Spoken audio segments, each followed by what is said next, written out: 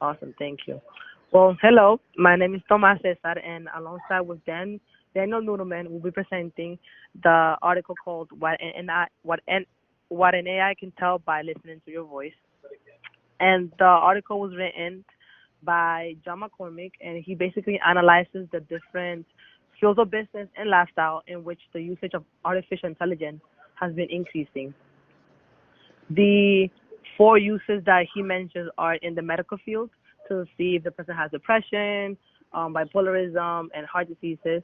In in cars to prevent crashes through keeping the drivers awake, and then How in would the it keep customer me service. awake? How would it keep Oh, me awake? we'll get into that in a minute. Okay, Slide. I don't mean to jump Mhm. ahead. Yeah, no problem. And then in the customer service business is being used to monitor the calls as a way of improving the calls. And lastly is in the hiring and interviewing process. The first one that we will take a look at is the medical field. And the author mentions two ways in which the AI are being used here. One is to track and monitor the patients if they have depression and bipolarism, and second one is to detect heart diseases. As for the by, as for the patients with bipolarism and depression, a company called Companion MX created an app in which the patients create this kind of journal entries like with their audio and their voices, and then the AI analyzes the voices to see like the changes in their moods and their feelings, if they're happy or if they're sad, and then it would notify like the caretakers and the company if there was any changes like in their feelings to see like if they're getting better or if they're getting worse, and Wow, that way that's really preventing like cool. anything from happening. Yeah, it is. It's pretty interesting too.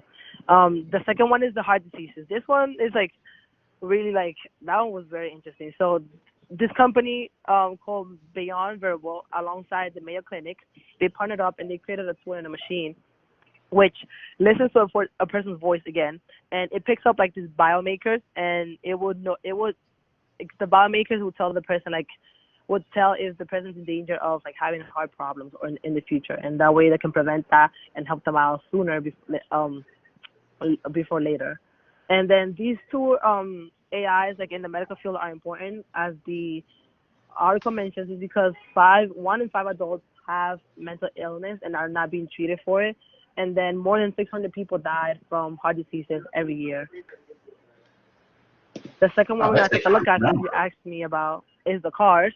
In the cars, the way it does is kind of the same thing, as the same method as the medical one with the voices, except that this one now takes a look at the person's facial expressions as well through a 3D camera, and the AI will notice like if the driver has like a sagging head, a slumping posture, if the voice is tired or sleepy, which are all signs of the person like being tired or sleeping.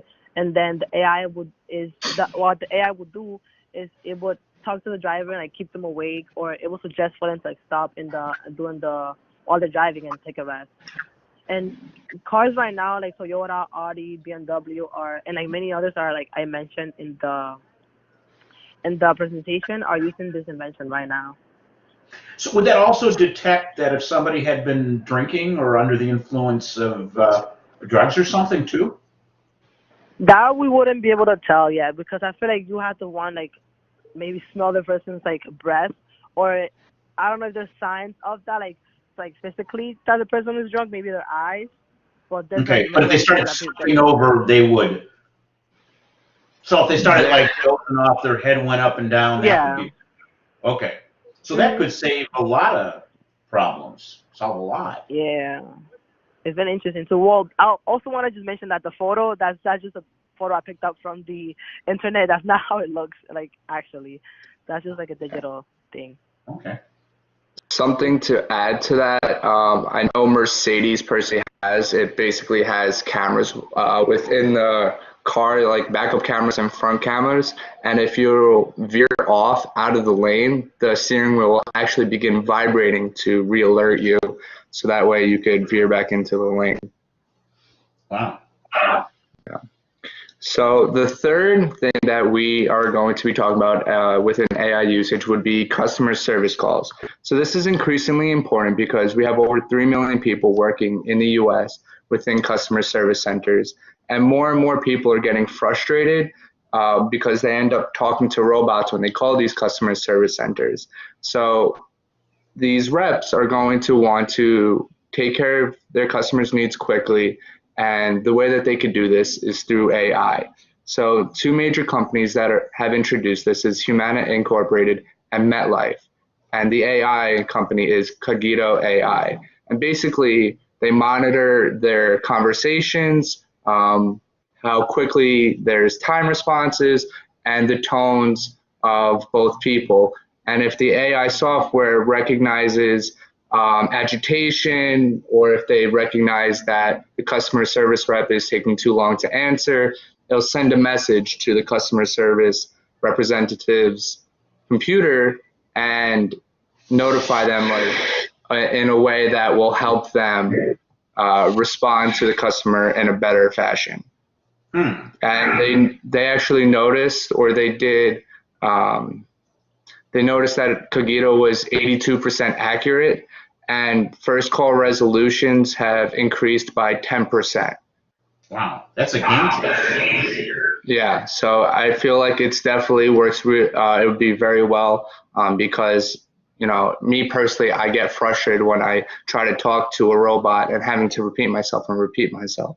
And by the time I'm actually talking to an actual human, I'm already frustrated, and, you know, using this would definitely help. So if I start yelling at the phone, the AI would sense that and respond to me differently. Well, it would respond to the customer service rep. So it sends a message saying, hey, you know, use this tactic instead to help the customer because it might be more efficient. Okay. Yeah. Yeah, that's cool. Right. So the last one that we'll be talking about is hiring and interviewing, and that's really important to us students, you know, trying to get our way into the world, into our careers, and for young adults. So there's two main companies that they talked about. It's called VoiceSense and HireVue, and they detect a bunch of different things within your usually first round interview.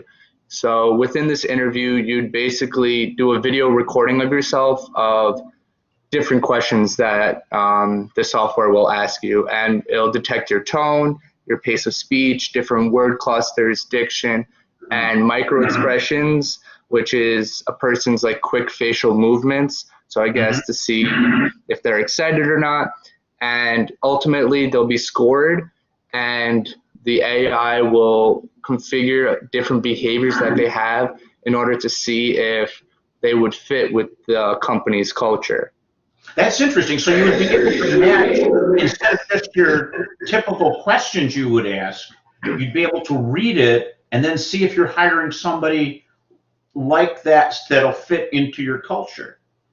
Right. So I'm going to mention a personal experience with this actually after basically how it affects us, but I personally have used, or HireVue has been used upon me, and I found it really interesting.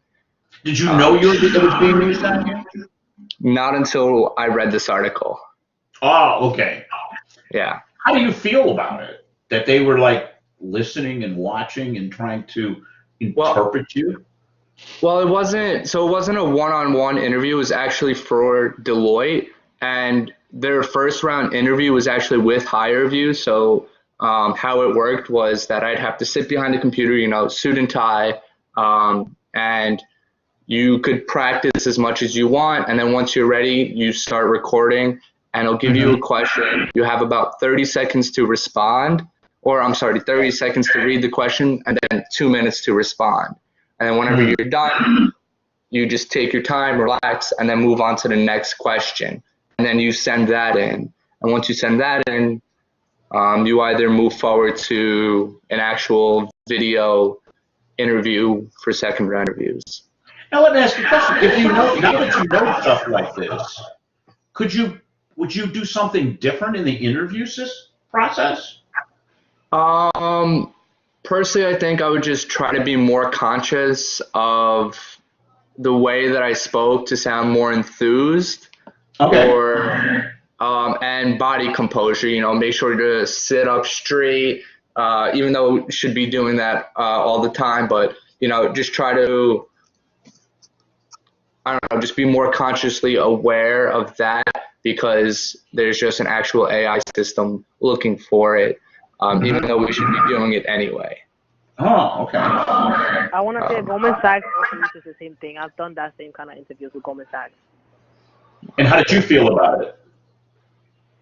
I did it twice. So I first applied when I was a freshman to the same like program, like diversity summit that they have. And I didn't get it because I wasn't sure like how it worked. And then the second time I did it, I knew like look at the camera, not at the screen, because if you look at the screen, like it looks like you're looking down, but if you look at the camera, you're making eye contact with the person or like the AI instead. So that was one thing that like to me was like kind of weird that I didn't do the first time. But yeah, it was like I don't trust it because like I rather see that I want the person to see like my persona, my aura, my energy, and like because that like so to me like the personality is a big thing that interviews look into, and like I feel like the AI is not gonna pick that up from like a video. And my how would you tell somebody to prepare if they were going to have one of these? You both could comment on that, Tomas and Dan. What advice would you give to when you hear somebody's going to have an interview like this? Well, just an interview in general, I would say like look into Glassdoor because you can look up like questions that was asked in the past, and like it will tell you like if they use HireVue or not. And then like Dan said, like do the practice things a lot like before you actually go into it, because sometimes they do ask similar questions as a practice. Yeah, that say definitely look into your actual camera, not down or to the side, because that just might show nervousness or that you're not prepared, or even that you're just reading off something for the questions. Body composure, make sure you're sitting up straight, don't look slouched, don't look like you're bored, and how you're speaking. You know, if you just sound like you're just trying to answer this, or it's a typical textbook answer and you're not being creative or don't seem excited, the company's not really going to want to work with somebody that's not excited to work for them or enthused to be able to work for their company. Good. Oh, good stuff. Right. So what does this mean for these companies' futures within these fields? So for medical companies, we definitely see that it will improve the way that patients are taken care of, because it'll definitely help prevent people in depression and bipolarism. They tend to act out when their moods spike, so they could go get that taken care of earlier, and it could prevent different damages either to themselves or to other people. And secondly, in relation to heart disease, people would be able to detect it earlier, which would help prevent death. It definitely would come at a cost to people for either these apps or using this software, but I definitely think you can't put a price on a person's life or health. Secondly, the effect on car companies, it'll definitely be safer, and which is kind of like free advertising for them.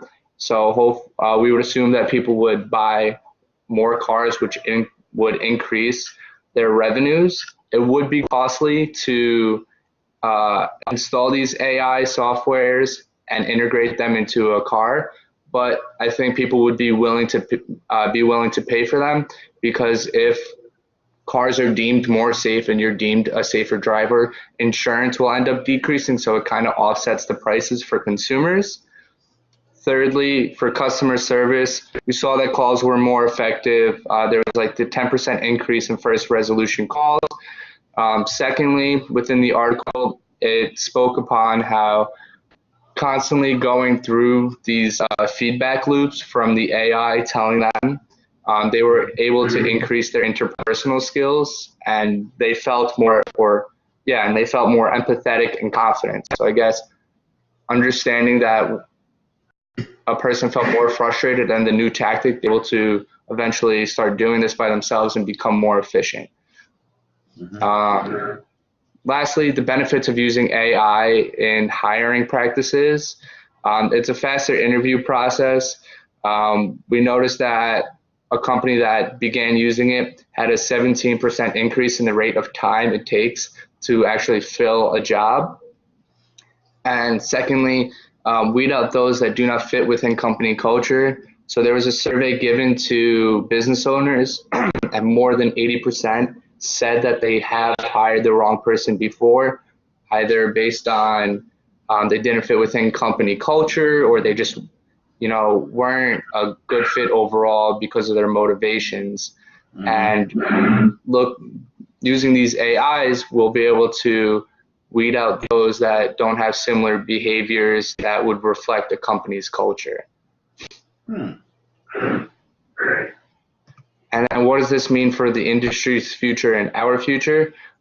So it would, in the beginning, definitely hurt us in the fact that we would lose jobs, or at least hours given to accountants, because now we wouldn't have to do cleaning, the nitty-gritty stuff, but it would give accountants cleaner, cheaper, and more reliable work. And actually, we saw this when we went on the New York City trip to KPMG.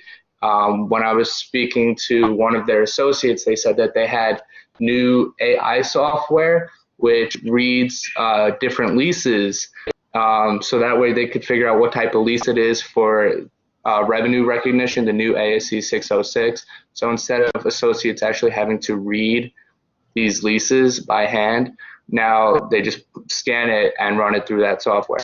So it leaves accountants for more time to think about more thought elaborative problems, like problem solving strategy, developing and advising their clientele instead of sitting there reading leases or crunching numbers.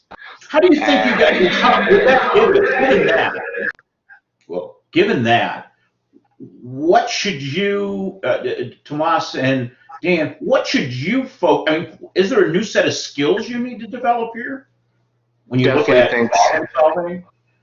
Yeah, so I mentioned that in our future, but basically I definitely think that students definitely really need to hone in on their complex thinking skills, like problem solving, in order to excel over others, because now these like skills, besides like using Excel and just number crunching or reading a lease and figuring out what it is, we have to do outside of the box thinking for either like consulting or auditing. You might have to figure out why two numbers don't reconcile. So it's really a lot more out of the box thinking that you need to work upon, instead of just knowing debits equal credits and different like rules within this field. Yeah, that's one of the things, like, at my internship, they tell us a lot. It's like, if we have nothing else to do, like, if we have a lot of downtime to, like, look into using, knowing how to use Excel and, like, how to work it. Because there's, like, little things that, like, you may not know how to do. And not just Excel, but, like, there's, like, Tableau. Like, that's one big one that's coming up a lot that we should know how to use as well. You're absolutely right. And hopefully some of the things we're doing in this course will make you think, too. Instead of just creating, but doing more problem solving. Definitely. Yeah. Especially the SRP, looking when you do like the common size income statement and balance sheet, you wonder why, maybe revenues increase, but cost of sales remain stagnant, like how they were able to do such a thing. So you have to think out of the box on ways the companies did that. Absolutely. Absolutely. Okay, and that was our last slide. I think you guys did a super job, to be honest. I think, do you have a different view of what AI is now that you spent some time researching? It's a little scary. Well, I'm saying, like, these are definitely things I didn't know before, like the medical things, the thing in the car I did not know either.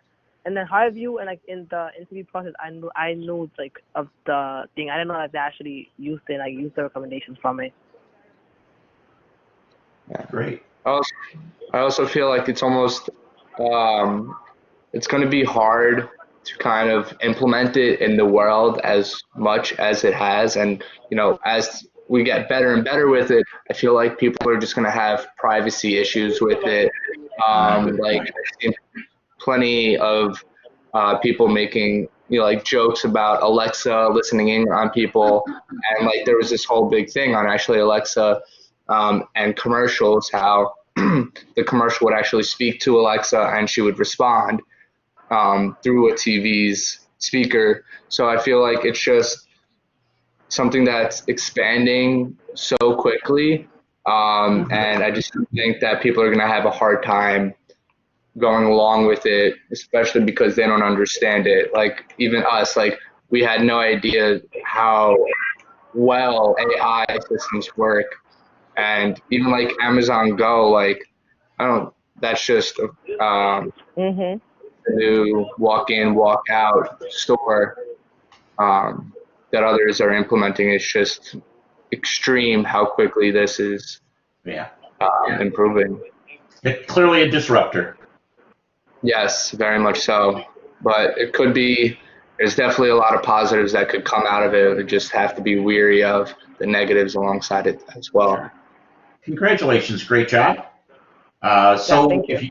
if you want to press the button, that should record it. I'll put it out there, and we'll get people watching them.